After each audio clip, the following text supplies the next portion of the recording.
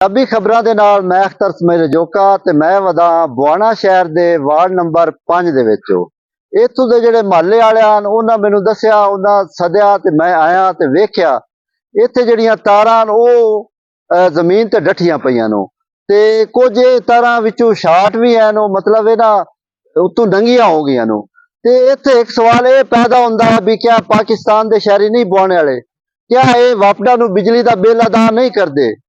क्यों नहीं ये वापडा वाले तारा ठीक कर दे कि वापडा वाले वेखना भी कल नूं कोई नुकसान हो सकता है। जे तारा जिहड़ियां डठियां पईयां बिजली वालियां किहड़ी शायद इन्हां नूं इंतजार है, क्यों नहीं ये पोल लेंदे बिजली तारा नूं ठीक कर दे? इत्थे नाल बच्चे भी खेडदे ने, ज़ाहिर बच्चे खेडदे ने, उन्हां नूं मासूम हुंदे ने, उन्हां नूं की पता भी इत्थे तारा खिलरियां पईयां नूं वापडा वाले जिहड़े हन ओह वेंदे ही नहीं ते जोड़ भी नंगे नूं। ਤੇ ਇੱਥੋਂ ਵਾਲੇ ਜਿਹੜੇ ਇੱਥੋਂ ਦੇ ਮਹੱਲੇ ਵਾਲੇ ਨੇ ਉਹਨਾਂ ਤੋਂ ਵੀ ਪੁੱਛਦੇ ਆਂ ਵੀ ਉਹਨਾਂ ਨੂੰ ਕੀ ਪਰੇਸ਼ਾਨੀ ਹੈ। ਡਾਕਟਰ ਇਸਮਾਈਲ ਸਾਹਿਬ, ਬਹੁਤ ਸ਼ੁਕਰੀਆ ਤੁਹਾਡਾ, ਤੁਸੀਂ ਇੱਥੇ ਆਏ ਹੋ, ਸਾਡੀ ਨਿਸ਼ਾਨਦੇਹੀ ਕਰ ਰਹੇ ਹੋ ਵਾਪਡਾ ਦੀ ਗਫਲਤ ਦੀ।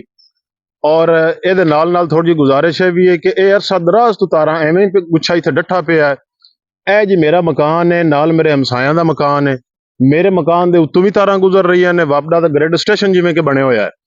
ਔਰ ਦੂਸਰਾ ਇੱਥੇ ਛੋਟੇ ਛੋਟੇ ਬੱਚੇ ਨਾਲ ਦੇ ਗਰਾਊਂਡ ਦੇ ਵਿੱਚ ਖੇਡਦੇ ਹਨ ਔਰ ਤਾਰਾਂ ਦੇ ਬਿਲਕੁਲ ਜੋੜ ਨੰਗੇ ਨੂੰ ਤੇ ਟੇਪ ਵੀ ਨਹੀਂ ਹੋਈ ਤੇ ਕਿਸੇ ਟਾਈਮ ਵੀ ਨਾ ਖੁਸ਼ਗਵਾਰ ਵਾਕਿਆ ਹੋ ਸਕਦਾ ਹੈ ਜਿਹੜਾ ਕਿ ਵਾਪਡਾ ਦੀ ਨਾਅਹਲੀ ਦਾ ਸਬੂਤ ਹੈ।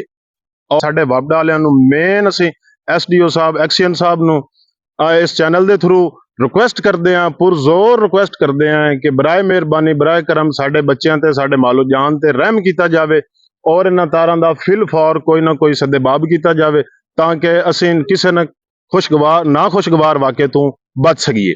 मेहरबानी इस्माइल भाई जी। भाई तुसां बिरा दियां गल्लां सुनिया, इन्हां दा आखना भी वापडा वालियां नूं किहड़ी शै दा इंतजार है, क्योंकि इत्थे बच्चे भी खेडदे नूं, तारां नंगियां नूं, खुदा ना खास्ता कोई वड्डा हादसा रूनमा ना हो जावे।